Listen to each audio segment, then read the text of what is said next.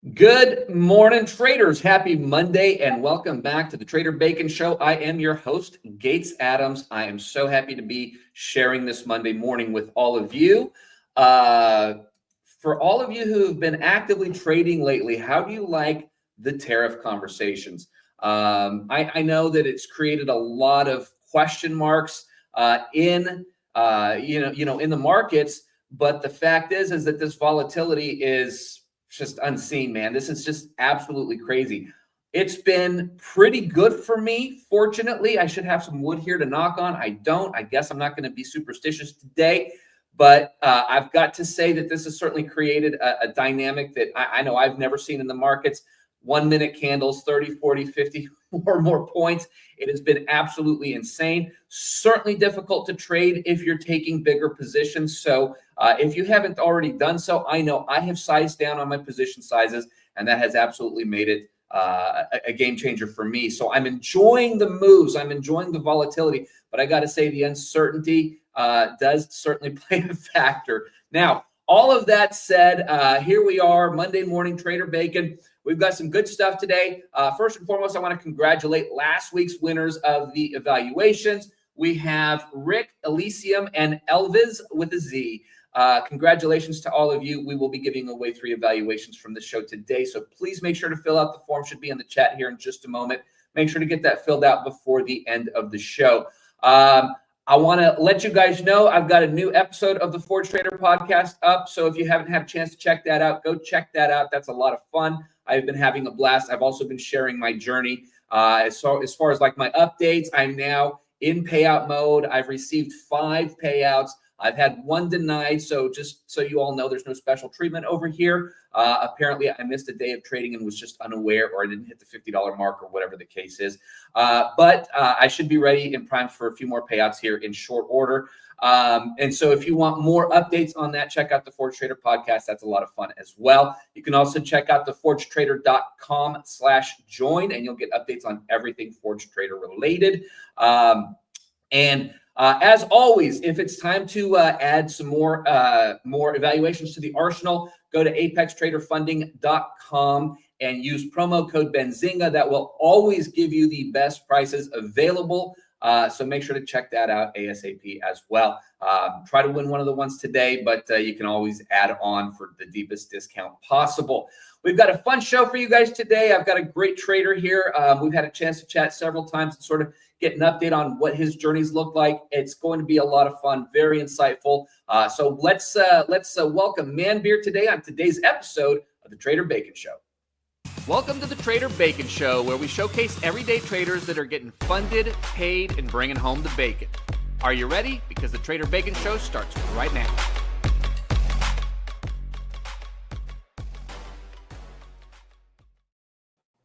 Man Beer, good morning. Good morning, Adam. How's it going? Doing great, man. How are you? Been great. I appreciate you hanging out with us this morning, sharing some insights. How'd you do today? You trading tariff territory? Yeah, I've been playing around with that. Like you just mentioned, sizing down has been the way to go. It's been really volatile, but I've been loving that volatility. Just one contract can get you through a long way these days. I got to tell you, I know a lot of people who trade NQ that would never trade ES because it's just boring as can be. I know I've certainly had that feeling. I still trade NQ, but I know a lot of people are moving over to ES just to sort of calm down the heightened state of volatility. I don't know if it's working or not, but definitely an opportunity to look at some different opportunities. So let's talk a little bit about you and your journey. How'd you get into trading in the first place? What brought you in? Trading, it was through actually social media, the worst possible way I think you can get into trading. Some guy in a Lambo told you would be rich like him? Exactly. Kind of like that. I started following a page, and then I started with a lot more money that you shouldn't do. I had my personal investing account, so I started trading within that. First couple of days, I thought I was going to be the richest person in a matter of time. So I was, sizing up, had a position size, right off the bat, 10 to 15K. Oh, one day I would be up, 15K, 20K. I was like, oh, I can do this. And size up to 50K. oh, geez. And next thing you know, and that money doesn't stay there for that long. So I lost all of that, all the profits, which I know was just a matter of time, Sure. looking back now. But yeah, that's how I really got into it. But I was lucky enough. I came across a stock market wolf after about 4 months. He's known Andrew Diaz, known as stock market wolf. So started learning from him actually, and that kind of changed the story for me. So Nice. Now, when you yeah. first started, were you trading futures, or what all were you trading? No, I was doing options at that time. What was the appeal? What was the big appeal to options for you? I think it's just the volatility, and I still do options, and I think they're a lot more volatile, but they're hard to play compared to options because of the decay and theta and all that. Mhm. But yeah, it's just the returns that you could get on options are insane as well. So what brought you into the world of futures? Futures, I was introduced, like I said, by Stock Market Wolf. He's affiliated with Apex, and he's the one who introduced Apex to his group. And that's when I really got into it. I never thought about futures before. So when he did mention about it, I signed up with Apex, had my fair share of losses, lost a lot of evals, and tried different strategies. Thought it was the strategy that wasn't working. Hopped onto different stuff, but it was just me sizing down and getting the way. That was really it. Yeah.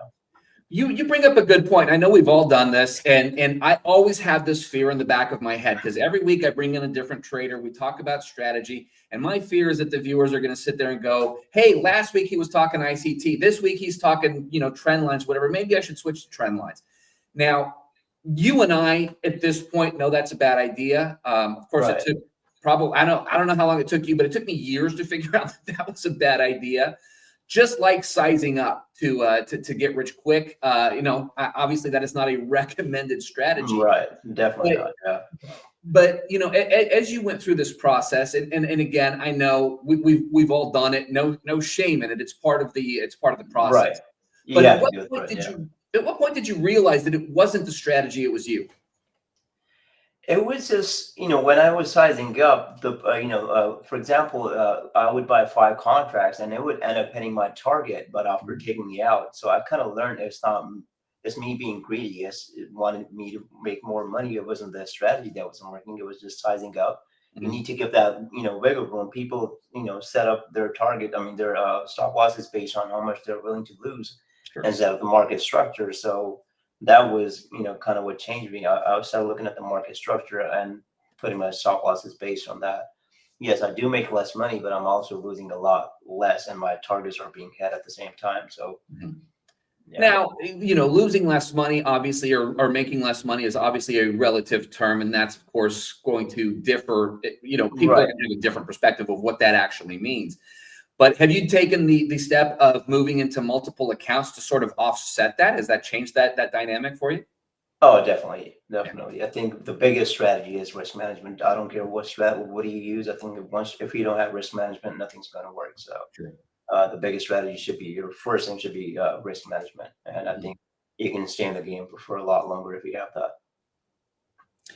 So you talked about initially trading your own funds, and then moving into you were taught that Apex was an option as a futures trader. Hmm. What's this shift? Like, did you notice a significant shift in the dynamic? Let's take skill out of the mix because we know the further along you go, you're going to get more skillful, right? But you take skill out of the mix, just the dynamic of trading your savings versus trading funded. Did you notice a big difference in shift in the way that you operated? Oh yeah, I mean, just look at the amount of accounts. You could have 20 accounts with Apex. You're not going to get that leverage anywhere. Mhm. I don't care about how much money you have, or just having one contract making $500 a account. That's a lot of money right there. In order to replicate that into your own account, you're going to have to size up and take that risk. And with Right. Apex, you really don't have to do that. Mhm. Just position size properly, take one good trade, and you could be, off the bat. That's all you really need to do. And it is such an interesting dynamic because you can take a single micro trade. Let's forget tariff territory, right? But just Right. a single micro trade, you could be up $200 across 20 accounts. It's a $4,000 day. Exactly. That's a look. I'm not trying to make this into some big Apex promotion, but really, when I think about my mindset as a trader, I know when I was fighting through a lot of the struggles before, When I was first trying to pass my evaluations, which was such a struggle for me. And then finally, when I got there and was trying to get past that payment threshold, I always had this sort of deep sense of hurry up and get to that milestone or whatever the case may be. And I know when I hit that milestone for the first time, it completely took that away. Now, I consider myself lucky. I also know that I'd been spending a lot of time working on this. I just couldn't get my mindset around the fact that while I knew logically I needed to slow down, emotionally, I wanted to speed up. Have you experienced any of this process as you've gone through your development? Oh yeah. I passed my PAs and I blew them for the same reason. I would try to get out of that drawdown on my first week or so, try to hit that home run. And it never worked out because obviously I was sizing up, and one wrong trade could just take you back to square one. So, like I said, once you keep studying, writing down, journaling, you keep studying it, it brings you back to that risk management, taking it slowly and just grinding it out. For sure. So what you're suggesting is the best strategy is not to continually size up. I'm sensing a theme here. I don't mean to play the obvious here.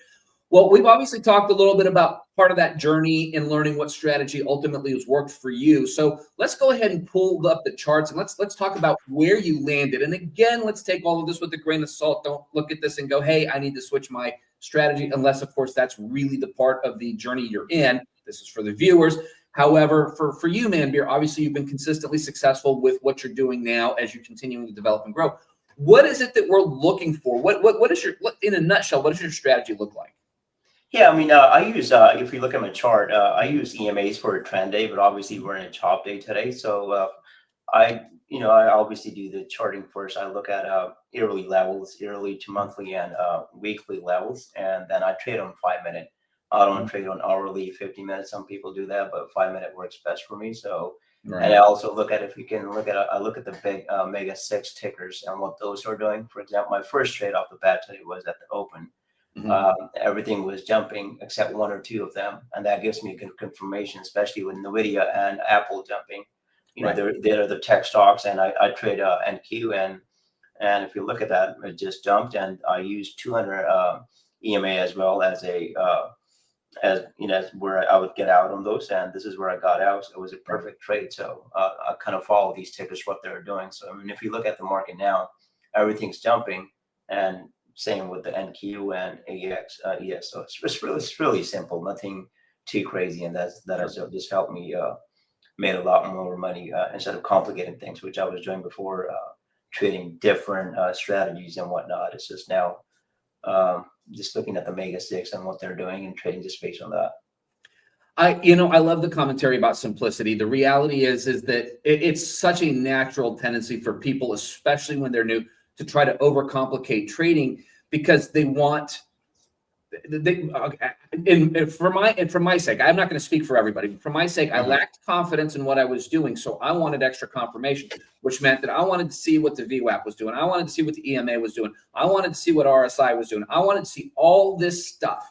Now, nothing against people who trade with all of these indicators, but to me, it ended up being such a massive amount of noise. Whereas if one was saying, hey, maybe we're going long here and having a continuation, and another was saying maybe we're having a reversal here, it became analysis paralysis, and it just became so structurally complicated that, number one, I didn't have time to make a decision. Number two, I was getting way too much information overload.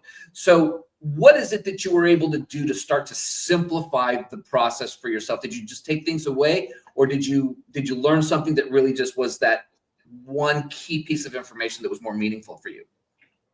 I was looking at that holy grail as well. When I was losing, I thought this strategy wasn't the best. I need to do something else, and I started adding a lot more stuff, but that wasn't really the case. It was me going back and back testing the hell out of my strategy and just doing that over and over, and that has helped me tremendously. Save the fake outs or whatnot. So I think just going back and just someone looking at the charts, what you could have done differently, that I think that is just the way to go. If you, how they say, you got to spend time on the screen. So it will help you go a long way. And I've been studying a lot lately. I'm in my second year still, so still in the learning process. But I think I just study a lot, and that can just take you a long way. Just back test as much as you can. Well, definitely a lot faster than my process was, as long-term viewers know.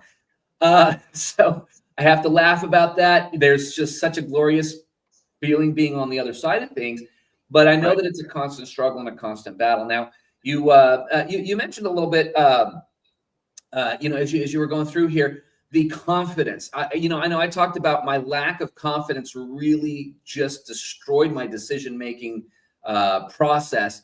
And you talked about back testing, and I know that there's two camps. The one camp says back testing is a complete waste of time. The other camp says, how can you build confidence without back testing unless you're willing to spend the next 6 months trading day by day, right? Right. I'm not going to weigh in on this. I've tried to be a good, diligent back tester. I struggle with the discipline to do so because it takes a lot of work and it takes a lot of time. But for you, going through that process of back testing, like, have you developed do your stats remain, relatively speaking, consistent week in, week out, month in, month out, based on your back test and your day-to-day trading? Oh, definitely, yes. You have to be very disciplined with, not just trading, with everything else you do, and you have to bring that into your trading as well. Sure. And I wasn't a disciplined person before, but back testing and trading has changed that. And being disciplined, what time you wake up, what time you eat, what are you doing to your day-to-day basis, that will replicate into your trading. And same with back testing. You're basically training your mind to look at certain things that happens and within the market.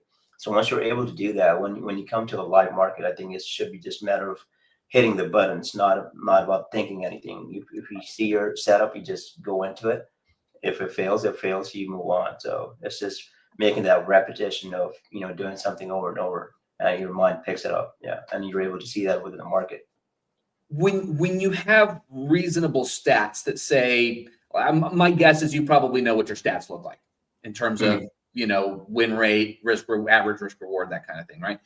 Right. When you have those numbers concrete, you could take a look at this and go, look, this has been the same through massive volatility, through transition of president, through lulls in the summer, through this, that, and the other thing. What does that do to your mental state when you're in a trade and you're in a drawdown? Do you even care? Do you still feel that sort of nervous rush, or do you just lean on the expectation of statistical results? Yeah, I don't feel that anxiety anymore. I used to. I was always the guy looking at I'm pretty sure everyone don't do that in their beginning, looking at their P&L. Oh, I'm up $500. I should be closing this trade. And next thing you know, that trade went to 5,000 points. Yeah. Or whatever that amount is. But taking that P&L off and just looking at the charts and what the market is telling you, I think that kind of made the shift. And like I said, if you backtest a lot, you build the confidence and you're able to let your runners run. I mean, for example, just the trade I took today, I would have been out just on the first candle. I'm up $500 for the day. I think that's just good for me. I've been up and out. I had 3 contracts, closed 2, and let the runner run to my target. And that's how really, you need to just manage at that point. So not let the anxiety kick in. Just look at the chart. If they're telling you something else, you can get out before. Is that a pretty consistent strategy for you? You take off a significant portion of your position and let a runner run? Yes. Do you feel like that has an effect on your mental state? Like once you're 2/3 of the way out in the money and you probably repositioned your stop to break even or something along those lines, depending on what market says. Do you think that changes the emotional dynamic? Oh, big time. I think my runners have made me a lot more money, especially, if you do options as well, that could, you can make 500%, whereas making 80% on one contract of runners could make you a lot more money. Same with NQ. NQ runs money run. So, right. And you take that pressure off, you get your target, you take that pressure off, take some contracts off and let the runner run. If it comes back to your break even, you get out. So really simple as that. But, that comes out for your out of that drawdown, you have to hit the targets in the beginning, but once you're out of it, you can just let the runners run.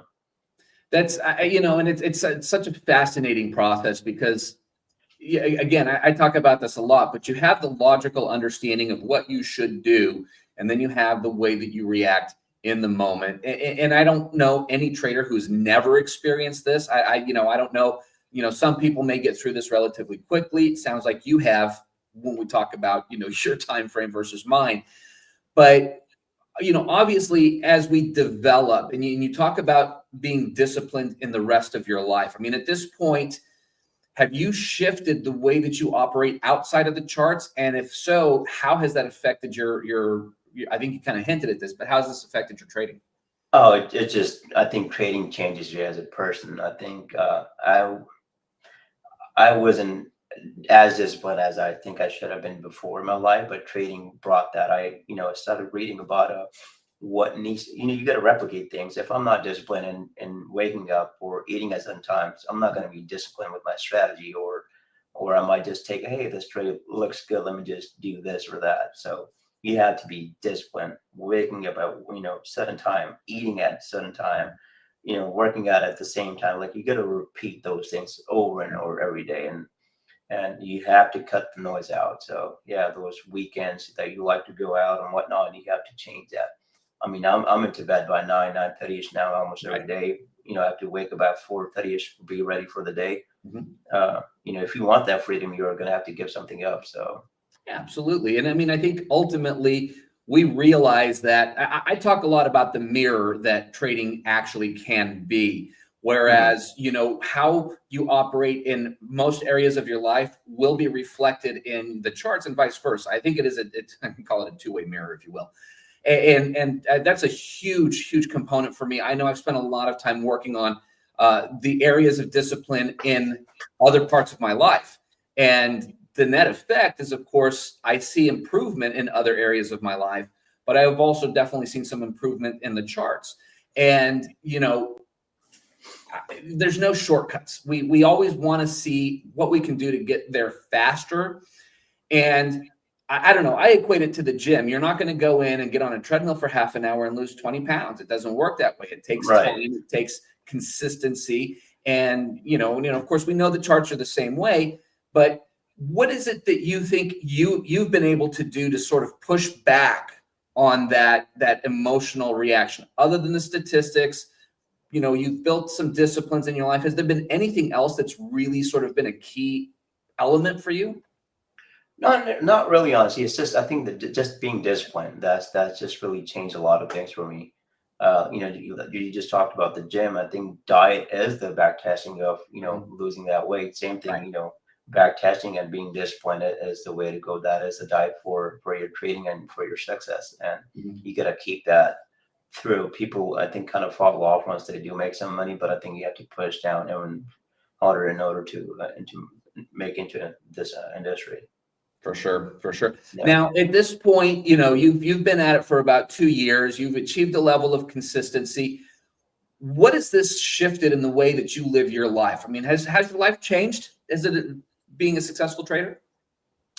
I would say yes. It gives me a lot of freedom. I have a lot of free time. I mean, I have my other businesses, but I still have a lot of time now based because of the trading. You get that. It's 8:30 here in California. I've been done since almost 7:15ish. Already done my journaling. I could just go about my day, spend my time with my family, and that's the thing. That was one of the reasons I got into this. It was being with the family and have the freedom. Are you at a point in your consistency at this point where this is your primary consistent source of income? You mentioned other businesses. I mean, is it just sort of a big picture, or I mean, are you really at that point? This is the big picture. My business has been involved for a long time, so I'm not going to get rid of that. But this is the big picture and longer term. Where do you see yourself going from here? At this point, things are going pretty good. What's your next phase as your trading journey continues? I think just being humble at the moment. I just want to take this moment and just be consistent and see where it takes me. I'm not, thinking long ahead, just taking things as they go. I mean, market, it could just change in a minute. So not taking anything for granted, but I'm just loving what I have now. And like I said, the freedom and the time I'm able to spend with my family and my kids is just cherishing those moments and just enjoying my time at the moment. I know when my kids were at those younger ages, I owned a mattress shop and it was a 7-day-a-week gig. It was 3 hours worth of commute daily, even on weekends. I was in California at the time, heavy Southern California traffic. And I just, you can't get that back. And No, so definitely. Yeah. Yeah. when I hear, and this is a conversation that I have pretty regularly, when I hear somebody say, I get that time, I get to spend time with my little ones, I get to be there, at every event, I pick them up from school, all of these things. I mean, to me, like, those are the things that I wished I could do. Now, I did have enough flexibility where I didn't miss an award ceremony or anything like that, Right. but just that day to day, just having that influence and having that time, to me, I wish I could have that back, and you can't. My boys are 18 and 20, and one of them is flying now in Arizona, which was a weird thing for me. I got to see him flying around on the little GPS thing this week. It was super cool for me. I didn't tear up at all. I wasn't emotional or anything. But we have these moments, and you can't get them back. And the ability to have the level of freedom that allows time. I mean, here's the thing: money can always be made. Time is, once it's gone, it's gone. Right. As we know. And to me, I think that's one of the biggest reasons why I see so many traders say, look, it took me 3 years, it took me 5 years, it took me almost 30 years. But that's why we stick it out. Right. There's nothing that, if you are willing to put the time, energy, and effort, there's nothing that I know of that can yield the type of revenue and time as trading. Definitely. I think that comes, sorry to cut you, and that should be your why. I mean, my why is being with my family and being with my kids. So, Well, and I think that verbiage right there is so important. What is your why? Because right. that is, like, trading is not easy. To me, it's the hardest thing I've ever done.